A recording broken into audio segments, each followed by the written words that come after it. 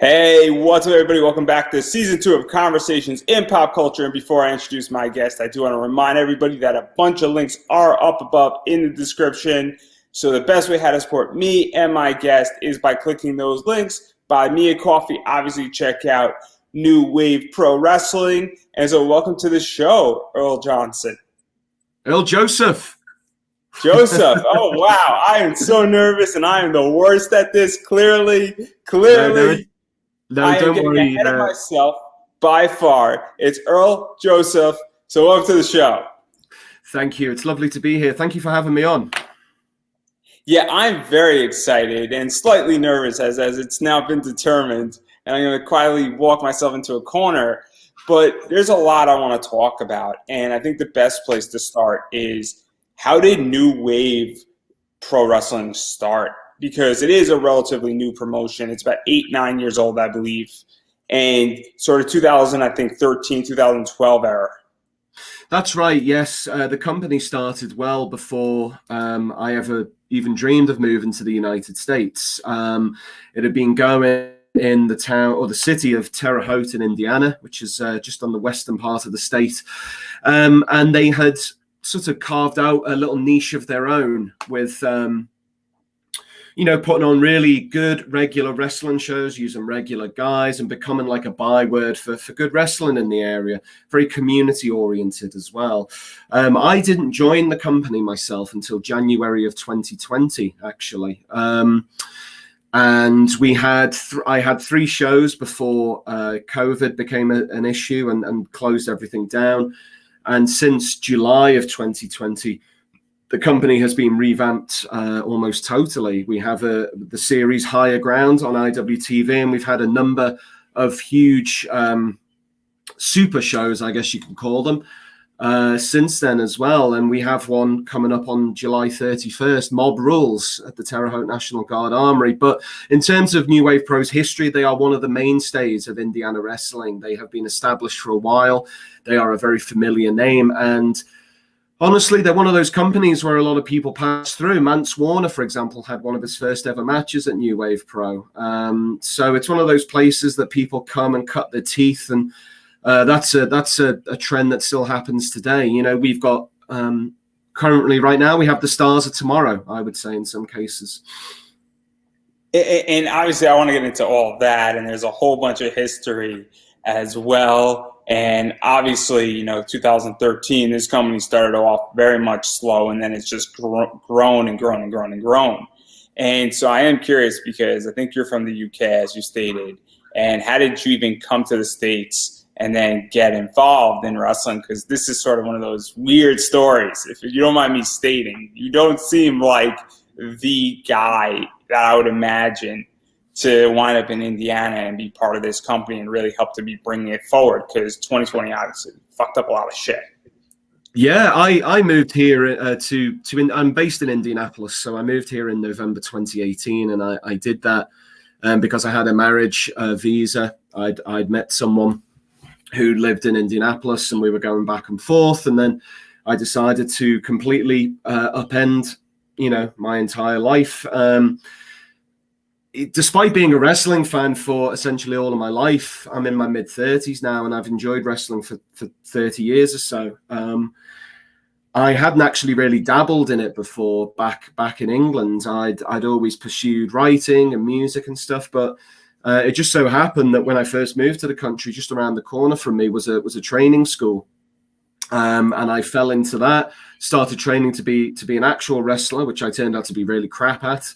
And I, because of my voice and because I have plenty of acting experience, stage television, it just made sense for me to try and be a ring announcer and a commentator. And things went out, things completely spiraled from there. I sort of quickly established myself and became freelance in January of 2020, and very quickly was picked up by a number of other companies, one of them being New Wave. And with the pandemic, I sort of moved into a promoter and booker role. So things happened very, very quickly, actually. And so let's talk about that, because this is super interesting, because I don't think people understand how important commentary is, how important a ring announcer is. Obviously introducing somebody, taking care of sponsorships, making sure sponsorships are announced, making sure that, the crowd is pumped up, making sure that, the wrestler knows when to come out,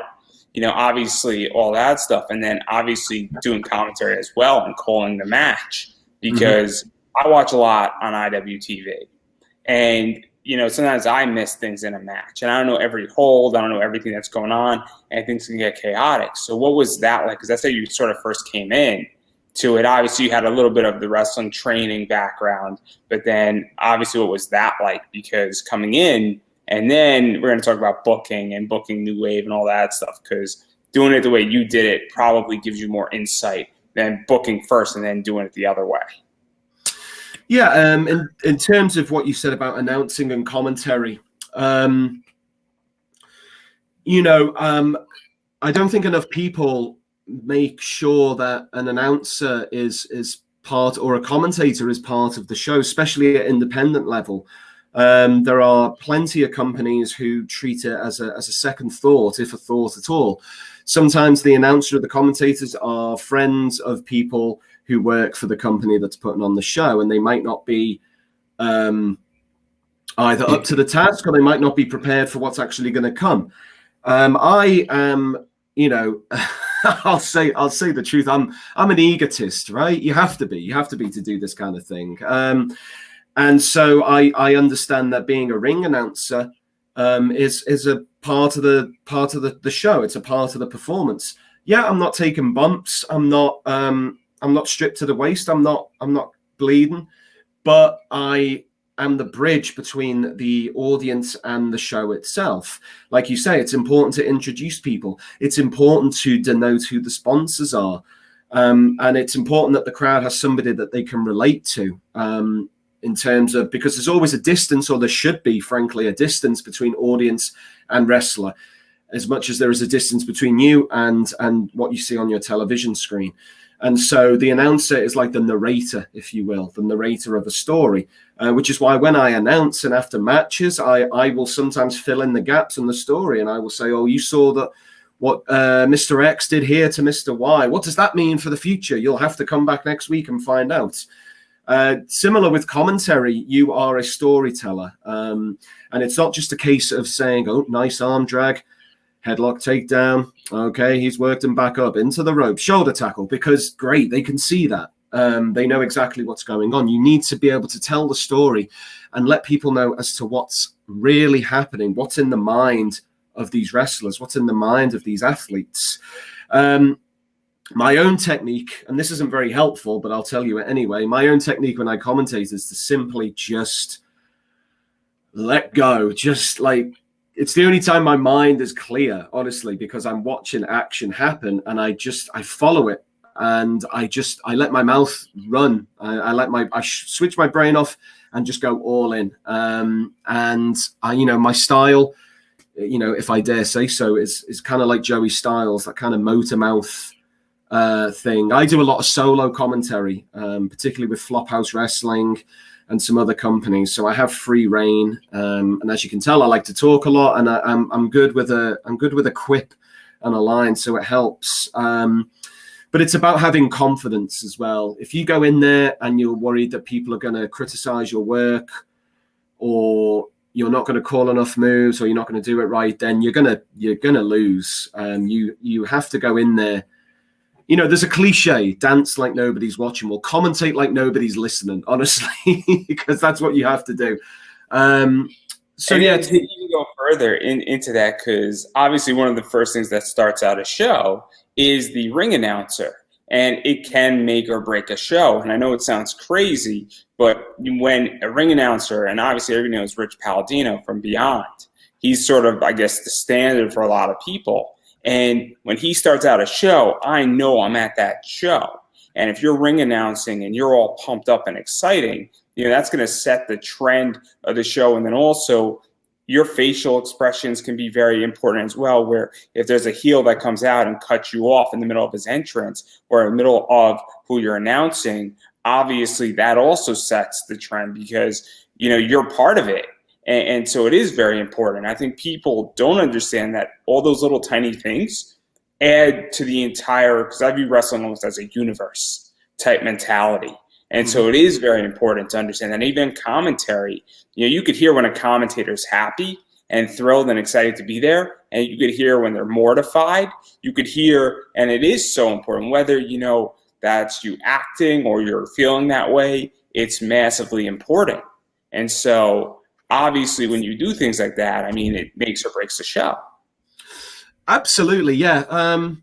What's a car without an engine, or what's a car without four wheels and a body and seats? You know, everything is worth its weight in gold. It's a wrestling show is the sum of its parts, and you can have the most talented wrestlers in the world, but if the commentary is shit, and I hope I can swear, then everything suffers. If you have a great commentator but shit wrestlers, then guess what? It's going to suffer. I think now we're coming into a time in independent wrestling where there is a lot more focus on commentators, and you're getting a more professional breed of independent commentators. And I think that's twofold. One, because there's a lot more work out there, and there's many more chances to get yourself seen and heard because of the internet. But conversely, there is also more room to criticize commentators now, because if you're watching a show and you're streaming live on IWTV and the commentator isn't to your liking, and if you're like this, and if you're this type of person, you can go on Twitter and you can say, I don't like this commentator, he's crap. And then all of a sudden, other people jump in. So I think more and more people are more aware of themselves and the things they say. There's also issues with language. People want to be represented with in different ways these days. They want to be addressed and known with different nomenclature, and so people really have to do their research, and they have to do notes, and they have to speak to the talent before they go on air, whether it be recorded or live. And so the trickle-down effect of all of that is a more professional approach from everybody. Nowadays, bad commentators stick out like a sore thumb, and there is a nice peak being reached, I think, and commentators are in themselves becoming parts of the show and personalities, not to everyone else's detriment, but the good ones are being recognized. So I think, in this sort of age of the social media, of live streaming, where it's not just about the wrestlers and the results, more and more people are becoming aware of the components of an entire wrestling show and what you can do to make it as good as possible for your audience. And to even go further, because a lot of shows, I used to live in DC, and I used to go to a bunch of shows in DC, and the most the show ever had was 500 people, not because there weren't empty seats, but that's all that where they were going could hold, but there was a lot more people watching live on streaming services. And so obviously when you're commentating, the commentators aren't necessarily there for the 500 people who are watching. They're there for the much larger audience. And then also, even going further, obviously all throughout 2020, we've had pretty much no attendance shows. And so almost commentators have been the connection between fans and sort of being a regular person. I think that's also something that has affected and has sort of spun growth at a commentary as well, because now it is an intricate part of the show. And it is important because when I'm hearing a commentator and then they do a quick shot of them and they look exactly like me, I'm not a jacked guy, I'm not a jacked girl, I don't look like a wrestler.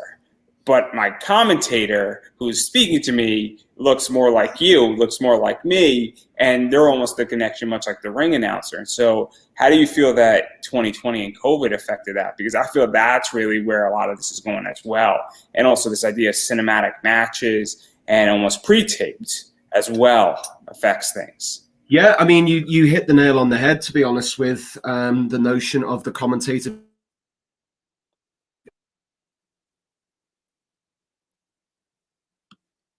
Oh no.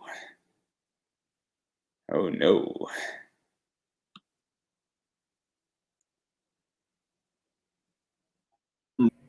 Hello.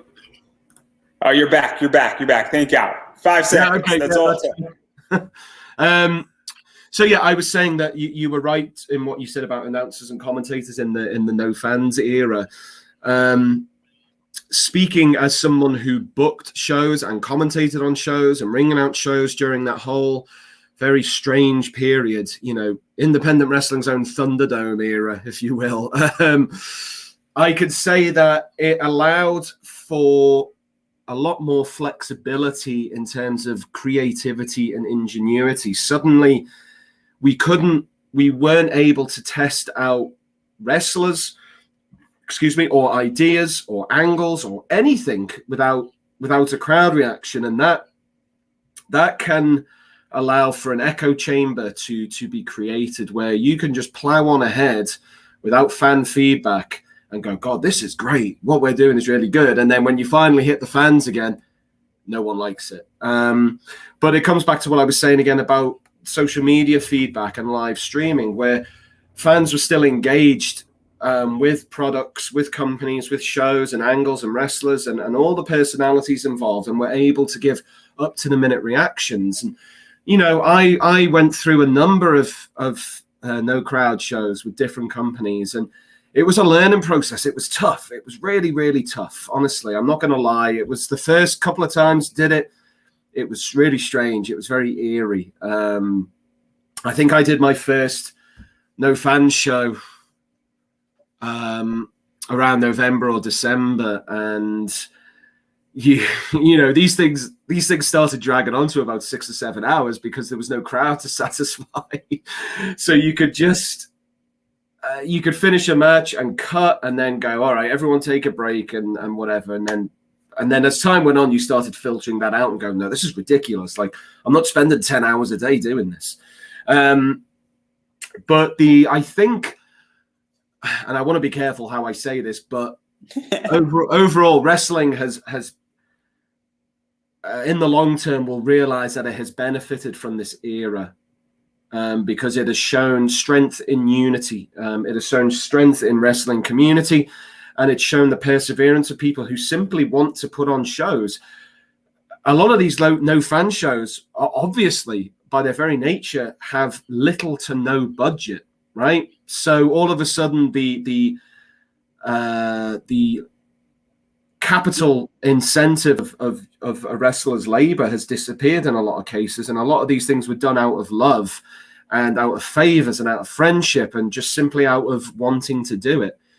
And I think in a lot of cases it's fostered a lot of new friendships and new partnerships between companies. Certainly in my case, I can speak from personal experience about having stronger bonds with other promoters and other workers and other people involved in the industry as a result of this no fans era.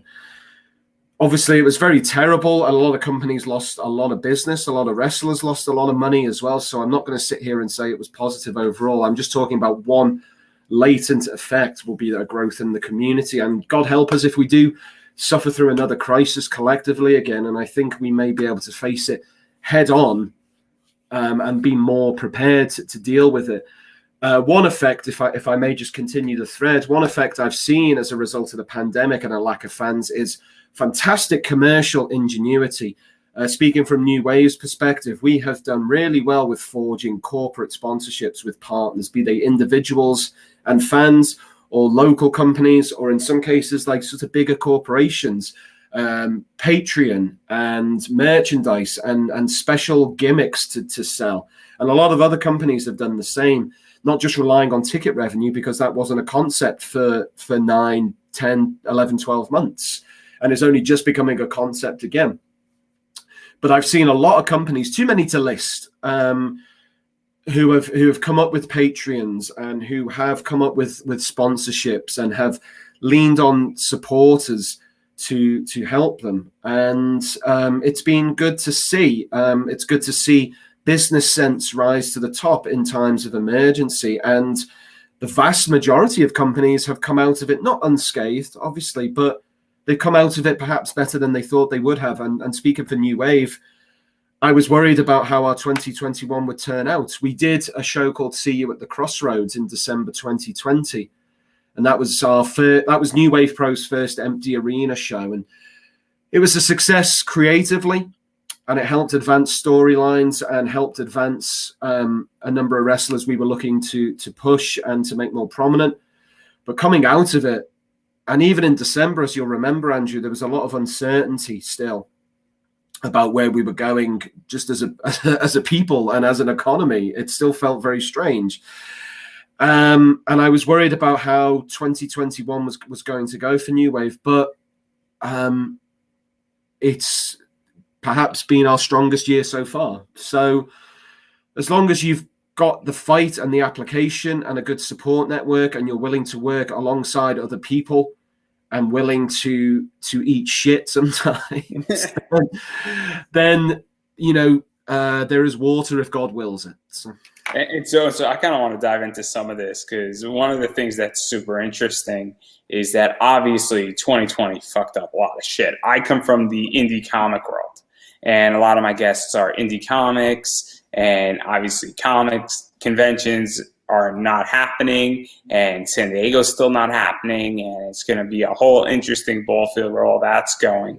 And some people have done very well, and obviously a lot of people have adapted to figuring out how to survive. Obviously I've adapted in my own personal life, figuring out what to do during this time period. And so what is that like? Because obviously you're now on the promoting side, on the commentary side. I'm sure that if need be, you could step up and ring announce at the same time. But what has that been like? Because obviously building these, I guess, secondary and tertiary, revenue streams for companies and watching them and playing around with them, those aren't going away. They're now going to be a instrumental part, I feel, in wrestling. Having a Patreon, having a Buy Me a Coffee, doing corporate sponsorships, having special shirts to sell, having, special stuff going on. So what is that like? Because that's an evolution in wrestling that probably needed to happen 10 years ago. Yeah, it's hard work, as you can imagine, extremely hard work. And I'll use a really good example for New Wave Pro. We did that show in December, which had no sponsorship. And then in February, 20th of February of this year, we committed to doing a whole day's worth of tapings. We filmed 3 episodes of our Higher Ground show in one day, not one afternoon, one day, right? From morning until night. And that was all done via sponsorship. We basically sold out. We basically put everything up for sponsorship but the kitchen sink. And even then, I would have asked someone to sponsor the kitchen sink if they'd wanted to. Every wrestler we booked, every referee, our ring crew, the commentators, we had advertising space.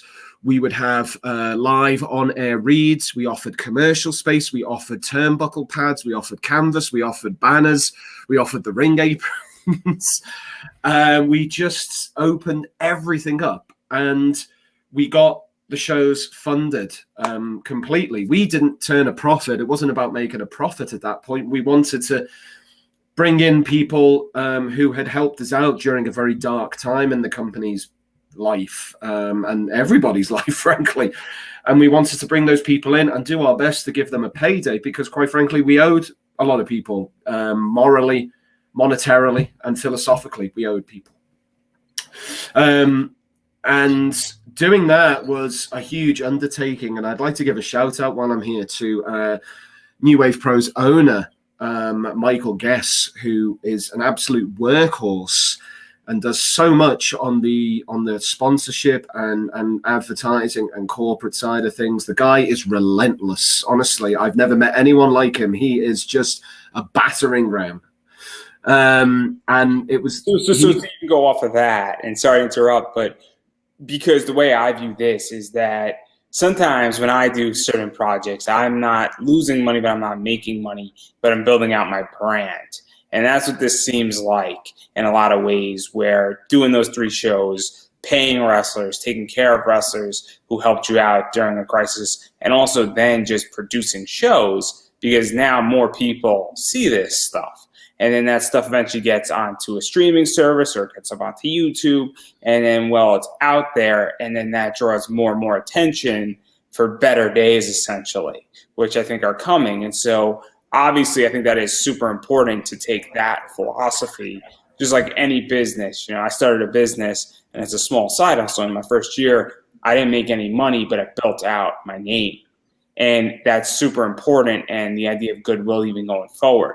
And so obviously I think it is super important that companies take care of their wrestlers, especially when the wrestlers have taken care of the company. Yeah, and wrestling is a business built on reputation. If you take the piss, if you drag people out, if you stall, if you treat people badly, then it's just going to come back and bite you on the arse. That's the simple point of it. With those tapings in February, the end story, the end game of that was we broke even, we paid everybody, and we got 3 episodes of wrestling television made. And as you say, that furthers the branding, that bolsters the company's reputation, and it forges stronger working relationships with people. So it was a win. And if you're in it at this point, as in the point of February 2021, when things were still really up in the air, and you're in it solely for profit, then you're barking up the wrong tree. You've got no hope. And also, your fellow British man once said that if you're in the middle of hell, you might as well keep going. Exactly. Yeah. No, I agree. I only had one way of looking, and that was forwards. My shoot job has been shit because of the pandemic. Life was terrible, and I only had one desire, and that was to make, and God help me for having this desire, but it was to make good wrestling shows and good wrestling television. It was my number one focus. It was an obsession. It still is. I am plainly obsessed with doing this, and it's hard work, and it's been even harder than I ever imagined in the last 12 to 15 months, but God help me, I still want more. So. And then even going further into this, because obviously you came in a promoter in the worst situation ever, I think it's safe to say, into this entire thing. And so what was that like, not knowing sort of in January 2020 that what is this going to look like? What is wrestling going to look like? And then even figuring out how to book, because I would assume some people, obviously statistically, some people got COVID who were wrestling, and also the fan base, there's always a concern about them. And then even what can be done, and even how far people are willing to travel, because, people are from all over. And obviously I think Indiana is Midwest, I want to say, and it's in that sort of, I guess, circuit. But what was that like, trying to figure out how to promote things in wrestling? Because it could be a real headache when traveling is restricted. Yeah, so a quick brush up on the timeline. When I started with New Wave, I was only a backstage correspondent in January, February, and by March I had been made the on-screen general manager, and then that was our last show before the shutdown. And from March to July, or March to about May, I spent that downtime writing the first episode of what would become Higher Grounds. I pitched it to the company, and they liked it. And there were less restrictions around last summer, as far as I remember. It seems like a lifetime ago, but it seems like 10 years ago, right? I know. It's like a month ago seems like 10 years ago, because everything seems the same, right? Like 3 weeks ago, I'll tell a quick story to get my point across. I had ice cream last week. I felt like I had that ice cream like 4 months ago. That's how bad this is. So I completely understand. Yeah. So we planned the first episode of Higher Ground for July 26th of last year, obviously, and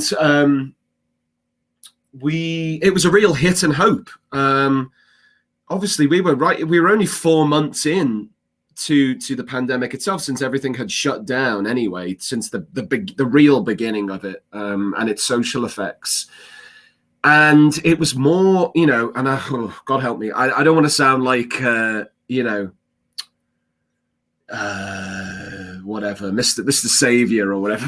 You know, our aim, honestly, at first was to just put on a show and make people happy, because everyone was having a real crap time, and we wanted to give people something familiar, and something that they could hold on to and could enjoy. And the show was such a success, the first show, even with the restrictions. You know, we had a capacity of 100 in the building we had in Terre Haute, the New Wave Pro training facility. And just based on the success of that, we just kind of went crazy and went, okay, fuck this, let's do more and more. So, you know, 2 weeks later we had Higher Ground 2, then another 2 weeks after that we had Higher Ground 3, and then another 3 weeks after that we had New Beginnings. Like, we just couldn't stop ourselves, because like the momentum was so high. And to be honest, and this is a real weird thing to think about, God bless Indiana for being so lax with its attitudes towards people's well-being. But at one time, particularly in July and August, we were genuinely one of the only companies running regularly in the United States. And that's a really, really bizarre thing to think about. Not just the Midwest, but the United States as a whole. And as a result, we became quite sort of popular on IWTV. And so to talk about that, because obviously certain companies have popped up. You know, Limitless Wrestling has popped up. And I got just recently introduced to Limitless Wrestling because of COVID. You know, and I was big into St. Louis Anarchy, and I was big into some other things, and those weren't around. And this is going to sound fucked up. And I know exactly every wrestling fan, I completely get how this is going to sound, but all of a sudden, companies that were able to run, there were a bunch of other companies that were running regularly that couldn't do it. And so that obviously got a lot of eyes on New Wave. And Limitless got a lot of waves at the same time and eyes on it and all sorts of stuff. So what is that like? Because it's kind of, you know, I don't want to say COVID was a capitalistic opportunity, but if you're able to run when other people can't, you know, and people want wrestling, you know, and you're putting on a good product, you're obviously building new fans. I mean, it was tricky. Where we're going, a capitalistic opportunity. Honestly, it depends what way you want to look at it. We didn't do it for that reason as such, but we sort of. It was only when the first. We could pick a better reason. We wanted to give wrestlers work. Let's go with that. Yeah, well, we did. We wanted to give wrestlers work, and we wanted to give our local audience. New Wave Pro is a very local-oriented company. You know, it's very community-based. It's very entrenched part of the Terre Haute scenery, and we wanted to give. You know, there are people who've been coming to these shows since day one, right?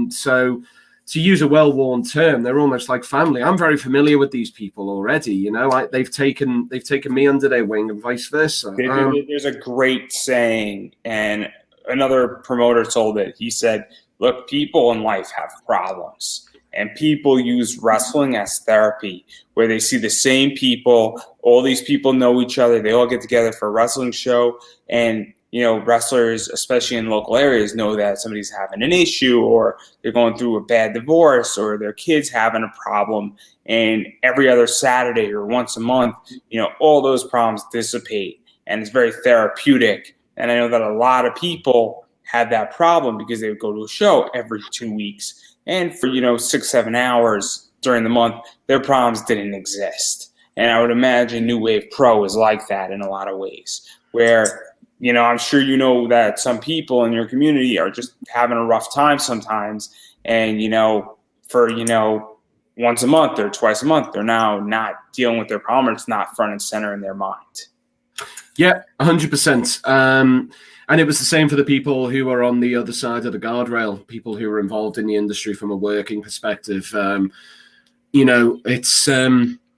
at the risk of sounding pathetic, it's like my only social circle. I I do a ton of shows for a ton of different companies, and I see a lot of similar faces, a lot of familiar faces, and it's of a comfort to me. And so it was also something, as you rightly identify, not only for the fans and supporters, but for the workers themselves and the staff and concessions and just everybody involved with the show. It was just, the word that got bandied around a lot last year was normality, but in this case, I'll accept it.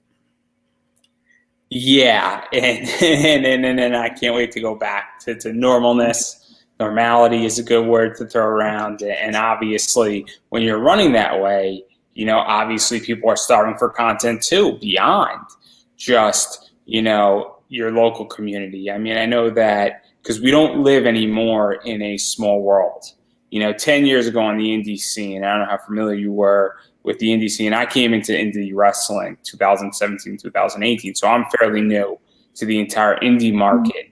But obviously, you're now placating to the world in a lot of ways. And I'm sure New Wave has a lot more fans from all across the world and in the United States probably as well, in particular because of IWTV. So what is that like because of this? And I know, again, maybe that nobody wanted COVID. I think it's safe to say that. But given that you were running every 2 weeks and you did I think almost 12 to 15 shows in almost 5 months, I think, which is a lot, if not more. I know that from, I think, 2018 to up to this date, I think you did 32 shows, which is ludicrous for an indie company to do. That's a lot in about 2.5, 3 years. That's a lot. It is stupid when you think about it. Because I'll explain why it's a lot. It's a lot because indie companies do not have big bankrolls. Very few of them have big bankrolls to make this stuff happen. And even doing 24 shows is a lot. If an indie company does 10 shows a year, that's a lot for an indie promotion. To do anything beyond 10, it's stupidly insane. Yeah.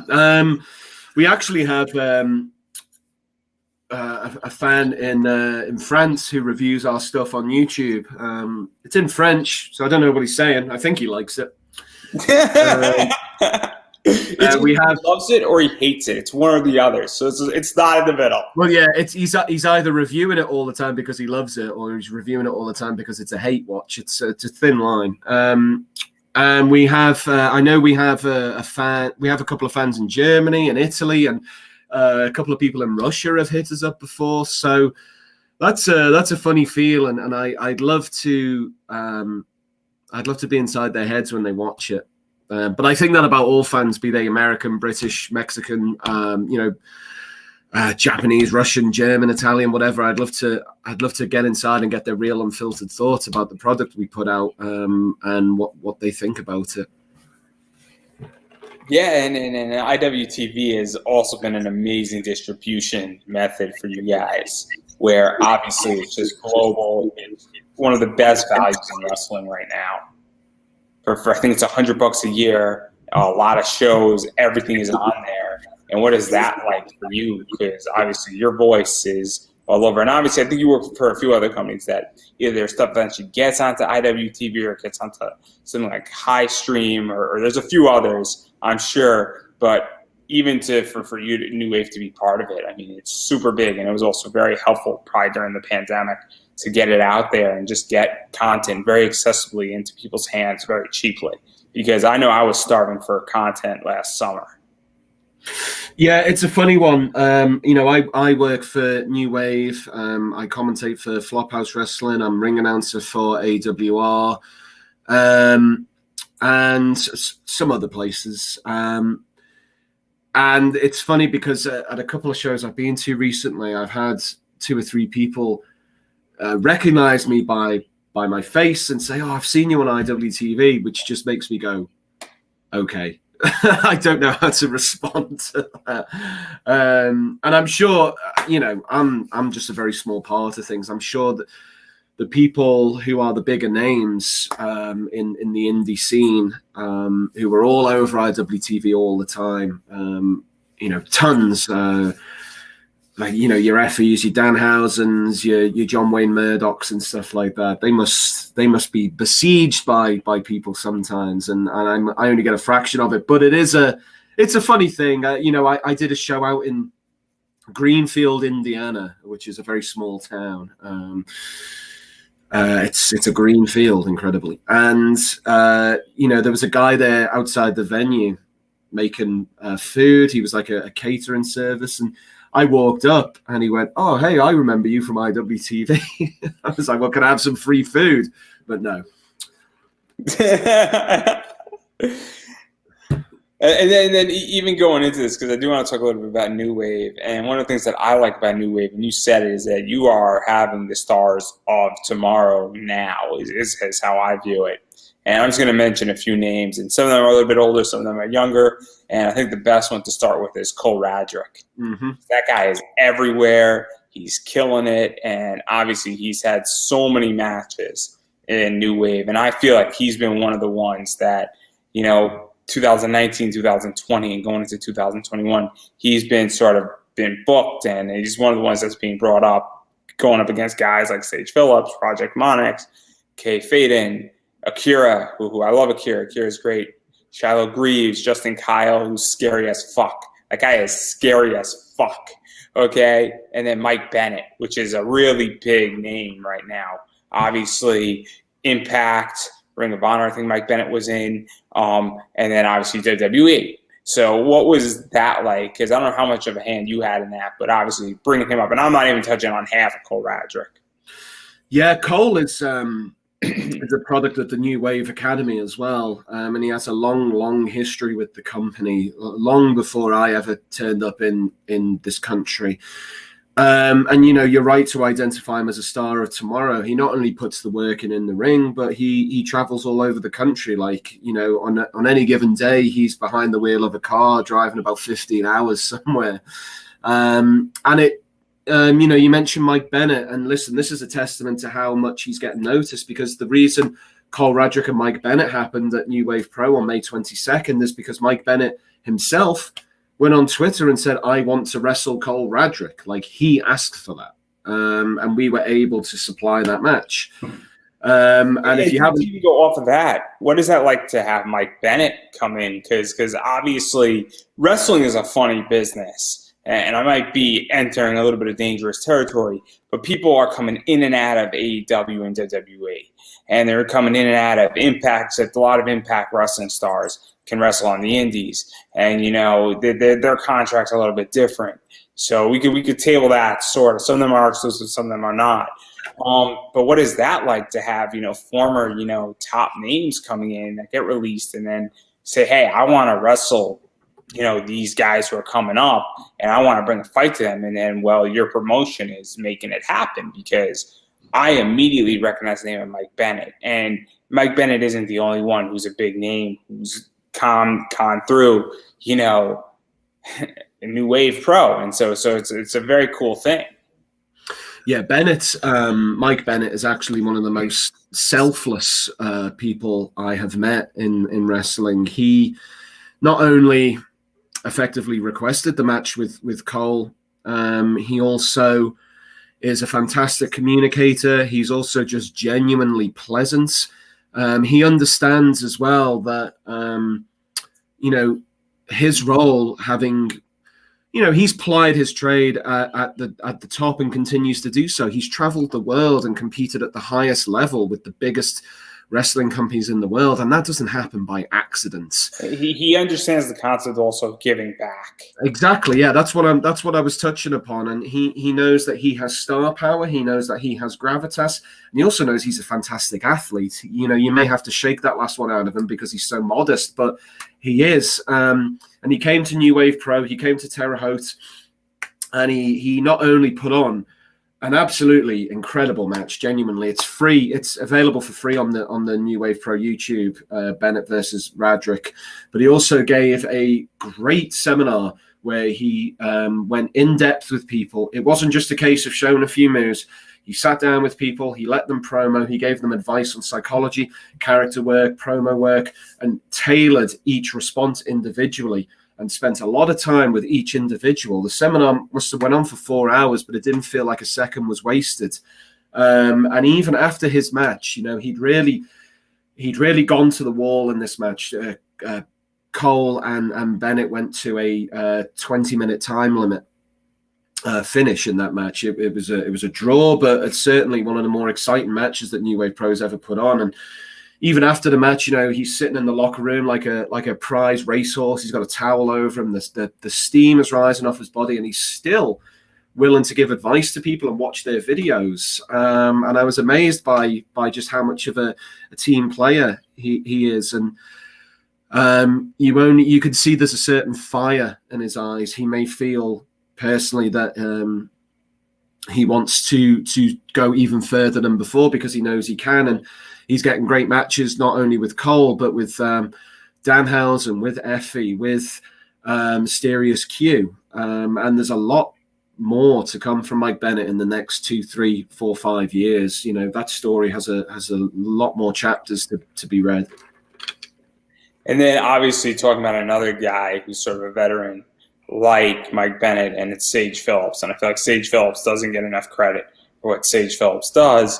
And Sage Phillips has been all over as well. And obviously he's had massive matches against people like Calvin Tinkerman and Miles Morales. Don't Die Miles is who he's known for, and also for the NWP Ultra Rapid title, obviously the Crossroads title. And so what is that like booking him? Because that guy is another one, and I just feel like he is beyond good, and his promos, while they don't make you jump, they are solid.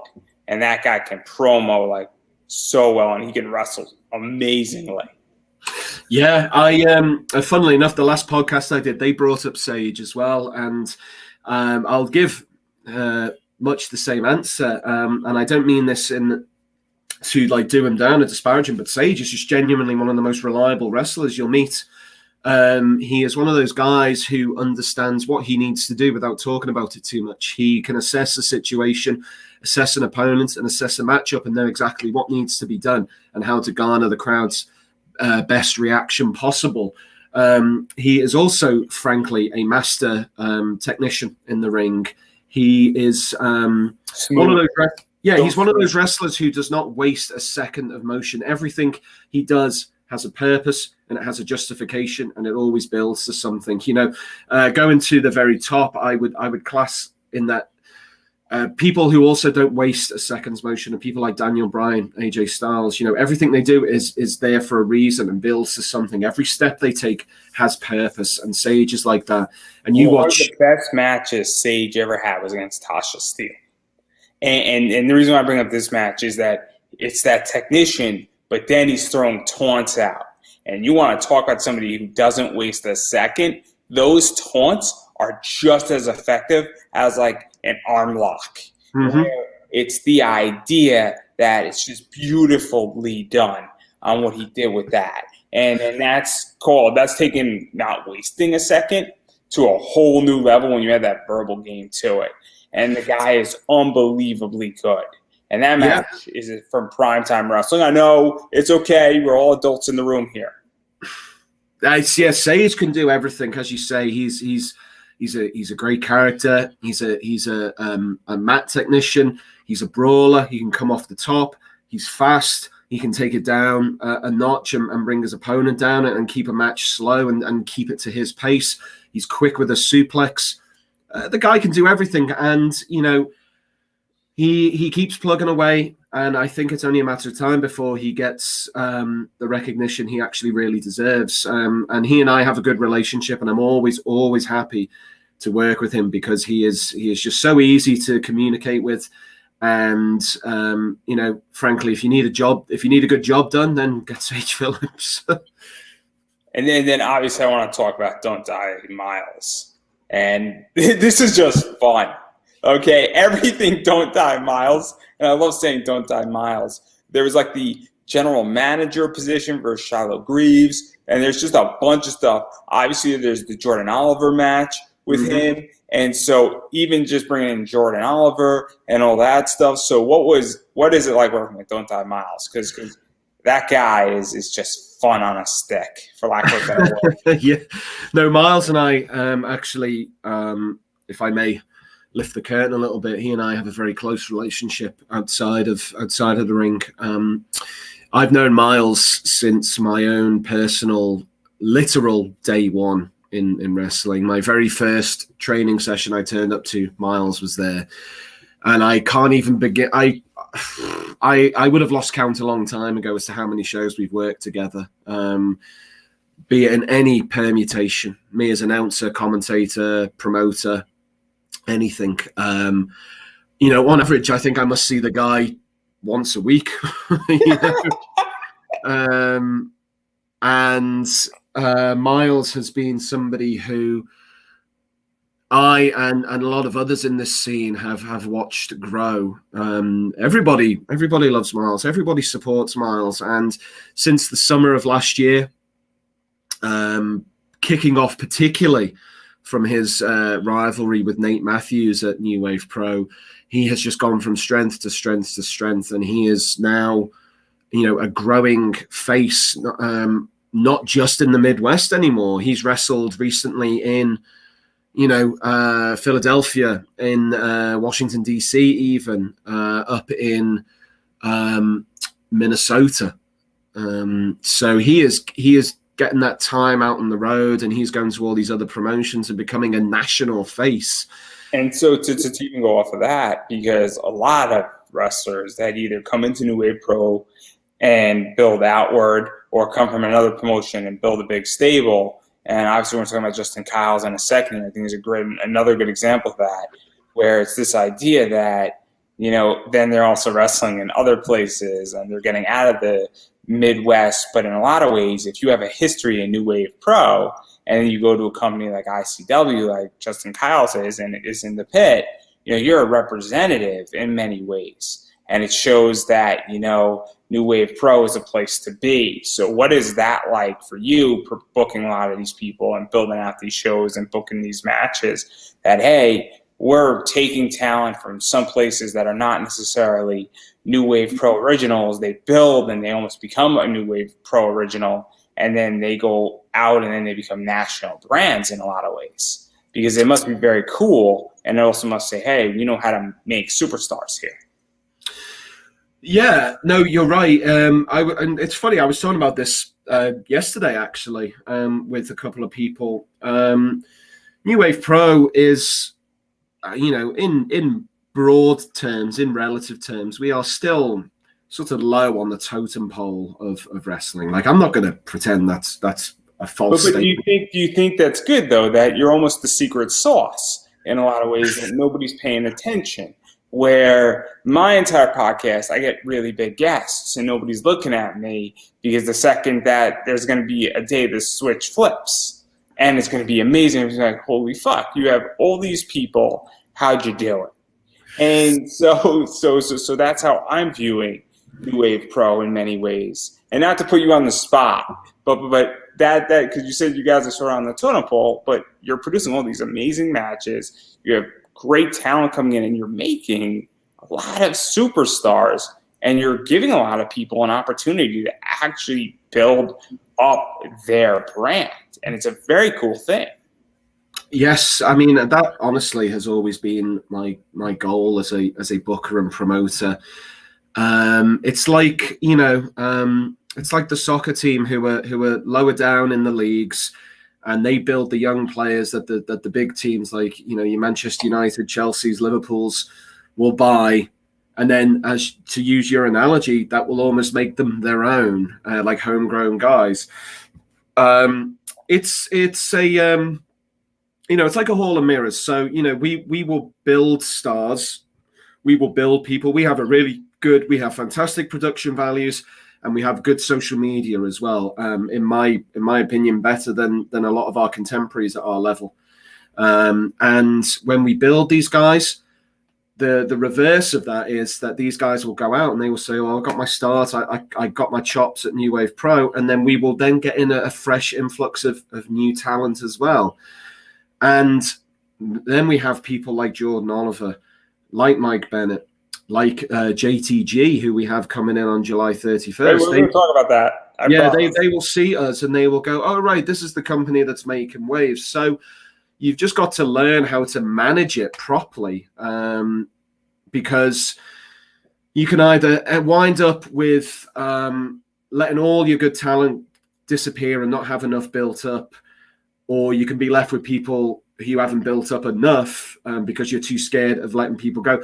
If there's one thing you've got to learn in this business, sometimes you've just got to let go of something. And if a guy or girl becomes too big or has other ambitions and wants to try something else, then you just got to say thank you very much and then repeat the process. You can't get hung up on this stuff. Yeah, sometimes you got to know when to cut your losses, and sometimes, you got to let people go off on their merry way into the sunset and for the next generation. It's an unfortunate thing, and to be completely frank, WWE has figured this out now. It took them a long time, about 15 years of John Cena. It took them, and now they've realized that there's nothing wrong. And sure they want like 15 John Cena types in their company, but they've come to the realization that it's better to have, a 50% player of what John Cena can do, but have 30 of them versus having one of a main star where a company's built around. And because the second that person leaves, and we start with Stone Cold Steve Austin, The Rock, and John Cena. So it's even down to more minor issues such as, this is indie wrestling, so someone could be stuck in work or someone could have car trouble. And if you put all your eggs in one basket and you all hinge on one guy and they can't turn out, then you're fucked. So. And then there's two more guys I want to talk about. So obviously, and I might get his name wrong, so I'm sure you're going to correct me, but Solomon Tupu? Correct, yes. Okay, so I got that name right. And then one of my favorite wrestlers, Aaron Williams, who is signed and he doesn't care. So unsigned and don't care, along with Gary J. And I don't think you guys have booked Gary yet, but he should be on your list. I am not paid to say that, but I'm sure that Gary will appreciate that when I send this to him. So anyhow, and I think the two of them have went to war. And there's a lot of cool shit. And Aaron Williams is a monster. Solomon is killing it as well. And so what is this like? Because obviously with NWP Higher Ground series and the matches that these guys had and Breaking Ground and all the shows that have gone on, and I think Aaron was brought into the last one, which is how I found New Pro. So what is that like? Because Aaron is a big deal, and he's one of the best kept secrets on the indies right now. Yes, I 100% agree. Aaron made his New Wave Pro debut, went straight to the top and went against Solomon Tupu for the New Wave Pro Heavyweight Championship. And they had exactly the kind of fantastic match that you would expect them to have. Williams, yes, is what you would call perhaps the best kept secret on the indies. He has quietly plugged away for years. He's a seven-time IWA champion. He is the only two-time back-to-back winner of the Ted Petty Invitational. Again, people like that don't have those accolades by accident. It's not a joke. It doesn't just happen. It happens for a reason. Aaron was running the roads with John Moxley and Rockstar. And we that has legitimately done everything. And he's also become a jockey exhibitionist, but that's a different discussion. Well, he's coming back to New Wave Pro on July 31st. He faces Freddie Hudson in a match that a lot of people seem very excited about. And for good reason. These two will go at it. We're happy to bring Aaron into New Wave for a second time, and I don't doubt there is more. In terms of Gary J, I'll just say that keep your eyes open because something may be coming down the pipe very soon. He's just another one that has done it all. Mm-hmm. And I'm not putting you on the spot. I mean, he's killing it, and he's just like Aaron Williams in so many ways. And they've started basically the not signed and don't care club And I think both those guys have no desire to be signed in any which way, and they just want to wrestle, and they're monsters, and they've been working at it forever. And so it's very cool in that regard. And so obviously, talking about that because we're sort of on it, obviously Aaron Williams is facing, as you stated, I think he's facing Freddie Hudson. And so that's sort of one of the matches that's coming up. I obviously put up the banner. And so it's Mob Rules. So what is the deal with Mob Rules before we dive too much into it? In what way? I mean, when is Mob Rules taking place? How can people find it? And like, obviously, what is it like booking this? Because obviously, this is a pretty stacked card. I think there's only 3 or 4 matches have been announced so far, and like it's already pretty stacked. Yep, so Saturday, July 31st at the Terre Haute National Guard Armory, New Wave Pro Mob Rules already confirmed. Solomon Tupu versus Cole Roderick for the New Wave Pro Championship. There we go. We're going to talk about that one too. But yeah, we have, as we've already said, Aaron Williams versus Freddie Hudson. We have also confirmed Mad Dog Connolly against Hardway Heater, which is just going to be those two just trying to pull each other's heads off, basically. I'm sure we're going to dive into it a little bit more in a second here, but yeah, and then also JTG is supposed to show up.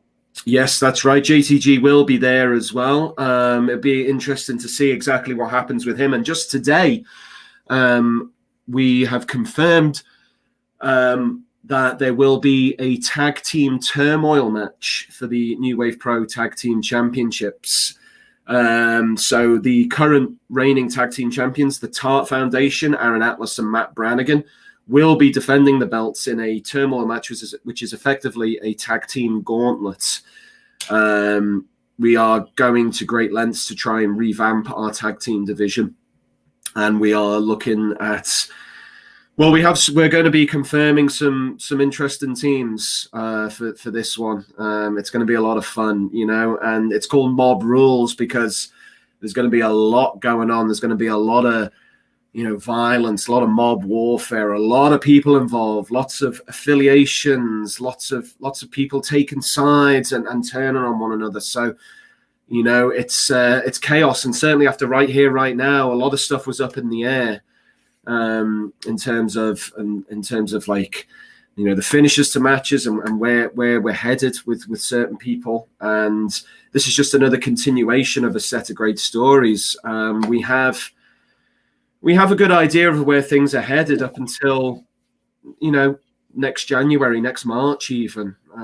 It's an exciting time to be a part of this company. So I do want to talk a little bit about this, though, about sort of what I think is going to be the grand marquee match here. And that's this one, which is Solomon Tupu versus Cole Roderick. And obviously, I think it is a titles match, I'm assuming. And so what is this like where you have, obviously Solomon's killing it right now. He's coming off of this great match with Aaron Williams. They went to war with each other. And then, Cole is now stepping up and he's going pretty hard. And Cole is obviously everywhere and has been killing it. And so what is it like to book this banger of a match? Because this looks really fucking good on paper. And I mean, and it's going to live up to it in a lot of ways because you're putting Cole Roderick in anything. Cole Roderick can wrestle a broom, and it'll be very, very exciting. That's going to be next month's main event: Cole Roderick versus a broom. So you've ruined that now. This is simply a contest between two of New Wave Pro's biggest and best stars. It is a New Wave Pro dream match, I would argue. You have the long time, face of New Wave Pro, Cole Roderick, against this powerful monster champion in Solomon. And, this is a match, and I've said this from day one, since we confirmed it, well before we put the announcement out, I said this is a match that in 2 years' time, another company bigger than New Wave Pro will do, right? Because those two will rise and rise and rise and rise. And it is a match another company will do in 2-3 years' time, and we will say, no, we did it first, and it was great. And that's that's what we're in the business of doing. Just calling back to what we were talking about, setting up the stars of tomorrow, and we're setting up the matches of tomorrow. And this is exciting, man. When we put the announcement out, people looked at it and went, that is a match I didn't know I needed in my life, you know? And I honestly can't wait. Cole, the only belt Cole hasn't won in New Wave Pro is that championship, and Solomon has held the belt now for about 7.5 months, and he's been a very dominant champion. He's put down Conan Lycan and Ace Perry and Aaron Williams, and now he wants a scalp. You know, if he can claim a victory over Cole Roderick, then the sky's the limit for Solomon. And Cole will want to, in front of a crowd which has watched him grow and develop for years, capture that big title. So there's so many things going into it that are really exciting, aside from the physicality of the match itself. Yeah, that's something that I feel in a lot of ways wrestling is lacking, which is a big fight feel, stories, the idea of a dream match, also the idea of different styles, because obviously Solomon is a much larger guy than Cole. And he's, I say this and it's probably not politically correct, but Solomon's a little bit more beefier than Cole. And so obviously we have a very interesting style and we have an interesting matchup that's about to happen, not to mention that sort of the belt that Cole needs to complete. And while Solomon has been running the gauntlet for a while. And so obviously where that story ends, it's either that, it's really capturing, I guess, being verified by either one of these guys. And so it's very, very interesting. Yeah, the title has a lot of prestige, honestly. And Solomon has only grown that prestige by taking down some very worthwhile opponents. And I think regardless of the results, it's a title that a lot of people, that everyone in Indiana is going to want, certainly, and in the surrounding states. They're going to see just the caliber of people who are fighting for this championship, and they'll know it means something. So regardless of if Solomon retains or if Cole takes the win, either way, the prestige of the belt can only grow. And then obviously this is sort of the match that's going to be the main event, but I do want to talk about this match too. It's just going to be a war. Oh, yeah. It's going to be a violent match. And I'm pretty sure that I don't know the exact rules in New Wave Pro here, but I have a feeling that the ref is going to let anything go for the most part in this type of match, because these two, I don't think they really care about being DQ'd. And I have a feeling that it's mob rules. So DQs may not exist in this match. Well, we'll have to see how things turn out. But you're right to denote that, Heater and Connolly are just simply out to hurt each other. Connolly has been at New Wave a couple of times now. He recently defeated Arthur MacArthur in quite a huge brawl.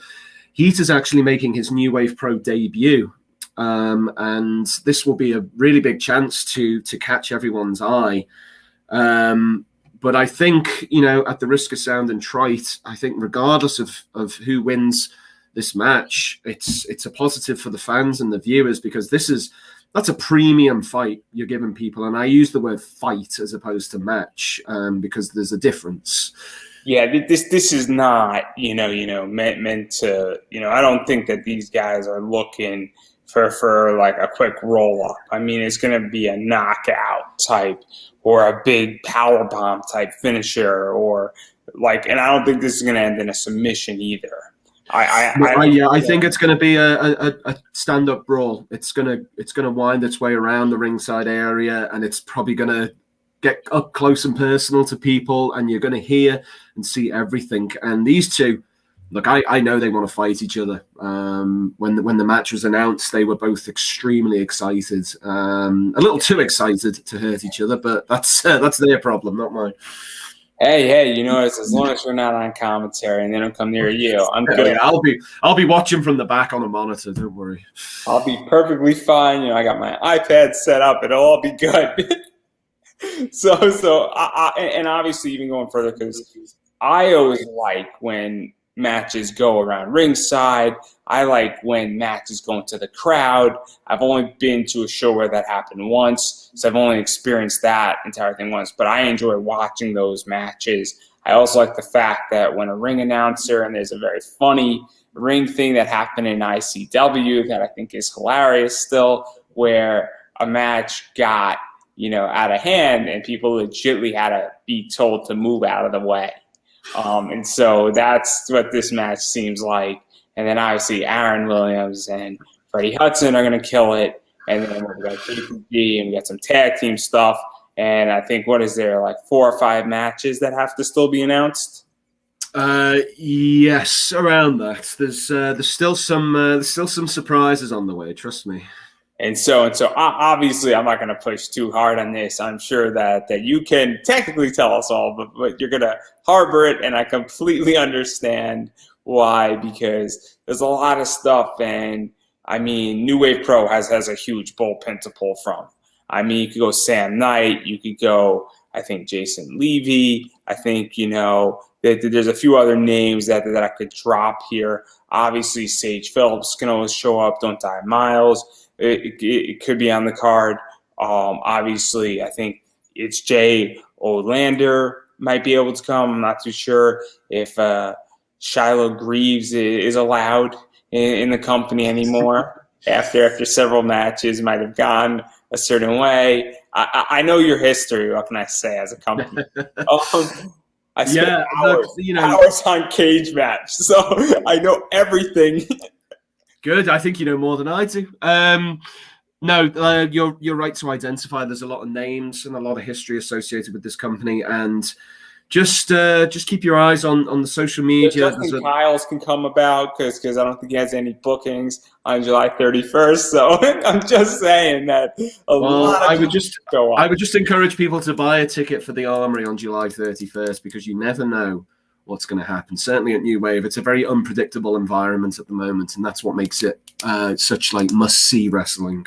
And then obviously the other question is that, and I actually don't know, because I know that New Wave stuff does get up onto IWTV, but I don't know if you guys are ready and up to date on live streaming yet, or is it that it comes out like a month later for people to consume? Because obviously I live in Connecticut, so I'm not driving to Indiana. As much as I love New Wave now and everything that I'm seeing, I'm not about to go on a 17-hour car ride up to Indiana so quickly.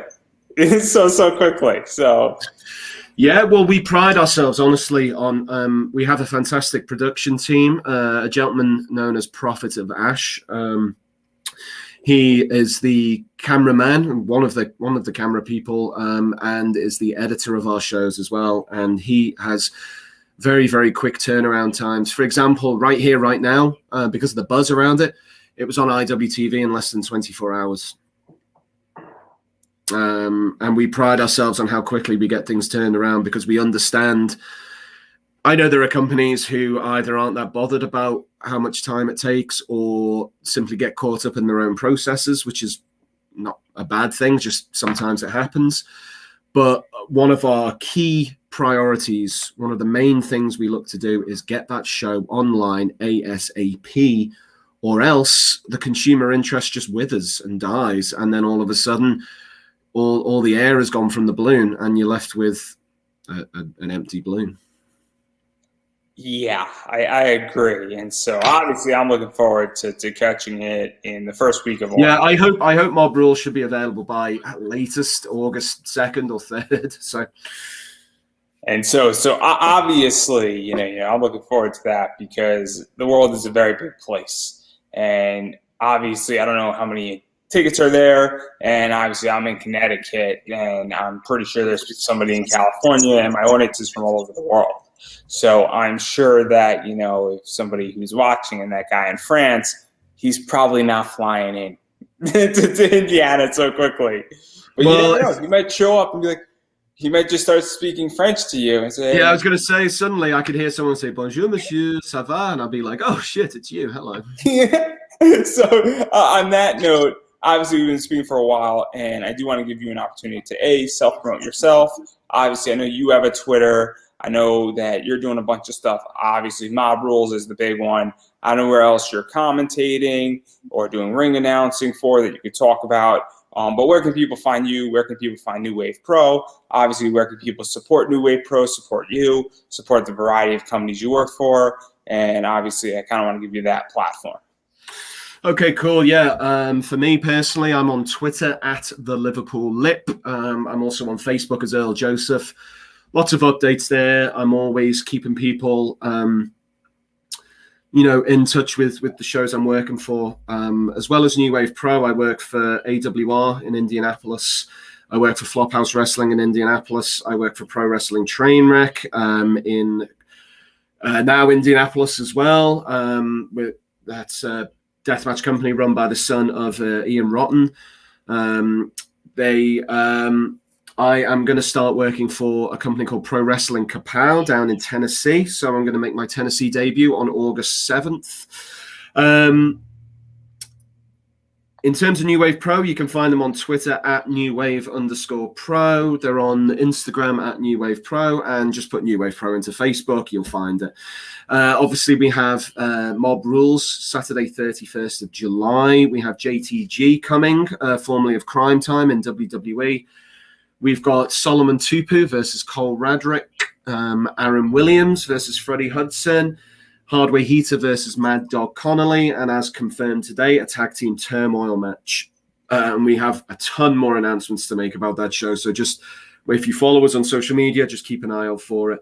Find us on IWTV. I would genuinely, honestly, and I don't just say this out of bias, but I would genuinely recommend that you pick up the thread from Higher Ground episode 1 on July 26th, 2020, and follow it all the way through, because all of the shows are linked in some way. There is a continuous thread, and we're coming up to a year now since we started these stories, and we're really seeing the fruits of them develop. Buy the merchandise, I suppose. Yeah, and so I've been saying this all along. You have to support indie wrestling and indie content creators. And the best way how to do that is obviously with wrestling and indie wrestling. Pick up an IWTV subscription. It does make a huge difference. Actually watch these promotions, whether you're watching it live, you're watching it on replay. That helps. Tweet about it. That's a big one. Tweeting about things is free. Obviously, if wrestlers, commentators, referees, ring announcers have merchandise, pick up their merchandise. That is super, super important. And obviously, if you want to support me, and I'm going to throw my name in there, you can buy me a coffee. Links up above. I absolutely appreciate everybody who does that. But more importantly, as I was stating, you have to share content, and I get that people economically are in a rough position. I am the first person who understands that everybody's been there, and COVID has done a lot of damage to people. So if you are in that rough position and you can't, buy somebody's t-shirt or an 8x10 or throw them a few dollars on their Patreon or even a promotion, please take care of yourself first and foremost. And if you're in that position, you should be following them on Twitter, Instagram, Facebook. Obviously, you should be liking this podcast, sharing this podcast. It goes a long way. And it does make a difference. Shoot, your favorite wrestler a message on Facebook or Twitter if their DMs are open, or if you find an email, say, hey, I really enjoy the match you just had, because obviously when people shoot me messages, it makes me feel good as well. It also tells me that feedback is important. It tells me I'm doing something right. So on that note, obviously, social media is free, so follow all your wrestlers and people in wrestling who you appreciate, and actually comment on their stuff and retweet their stuff and comment on stuff. It does make a difference. Whether you're watching it live or not live, it makes a big difference. And on that note, I'm going to give you the final word. Oh, shit. Well, we could end right there. I mean, it's totally cool. Yeah, I think I screwed your name in the beginning, so clearly, if anybody should be saying, "Oh shit, it's me." No, thank you for your time, Andrew. It's been a very engaging interview, and I thank you for your not only your questions but the depth of your research as well. It's been very welcome. I'll be sure to put out the word to follow and watch this podcast and others. But for now, I would simply say, you could just go like, I hope Chelsea wins. No, we won't. Go. I don't know. You've caught me on the hop. I've spent nearly 90 minutes talking, and now I don't know what to say. So I think that's a good time to leave it. Well, half the time I don't know what to say either. So it's all right. I guess you're in the same company, and therefore, just everybody go watch Mob Rules when it comes out on IWTV. There you go. That's what I meant to say. And on that note, it's a wrap.